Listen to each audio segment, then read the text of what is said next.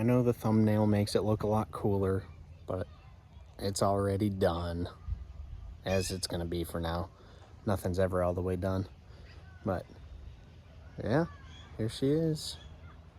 I would also like to say, don't try this at home.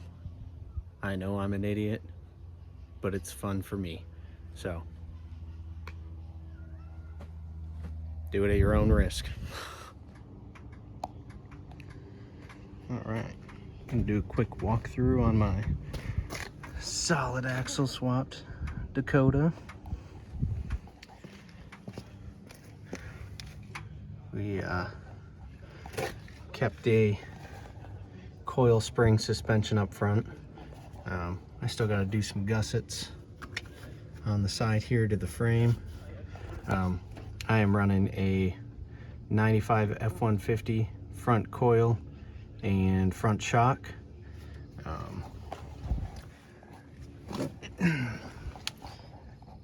These control arms are made, well, they're factory on a Jeep Gladiator pickup. I still got to add gussets on all this stuff down here too. Made all my own steering, my own track bar with 5/8 Heim joints. Got it matched pretty good on my angle. Added a steering stabilizer. Still haven't put my front drive shaft in yet. But I had to take and cut all the IFS stuff off, and the frame had to get notched a little bit to make it more narrow. But once I got all that in, still got to do some modifications to lower coil buckets. That's not the prettiest thing in the world, but it works and it goes down the road right now. The rear was pretty much bolt in. I'm going to try out some stiffer springs. I've got some 70s F-150 springs sitting back here I got to try out. My stack setup.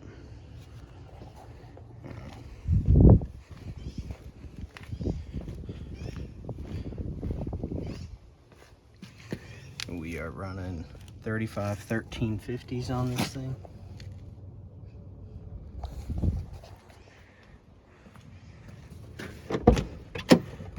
You know, it's not bad for a cheap beater truck. Got a 5-speed in it.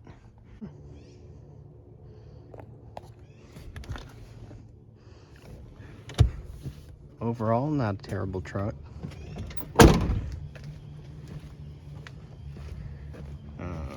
Let's get underneath here.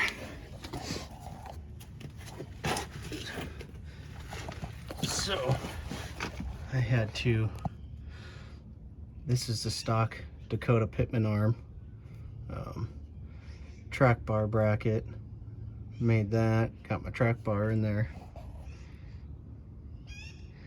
But yeah, a lot of measuring and rolling the axle in and rolling it back out.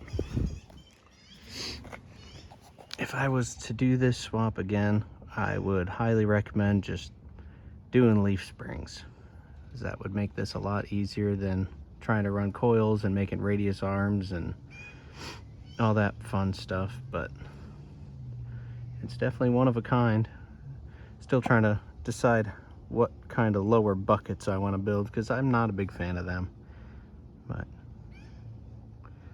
we will get there. The axles are out of a 1995 Jeep Cherokee front and rear. I would have liked to have found an 8 1/4 Cherokee axle for the rear, but didn't find one at the time. So it's a Dana 35 in the rear and Dana 30 front, but with 35s it should be okay.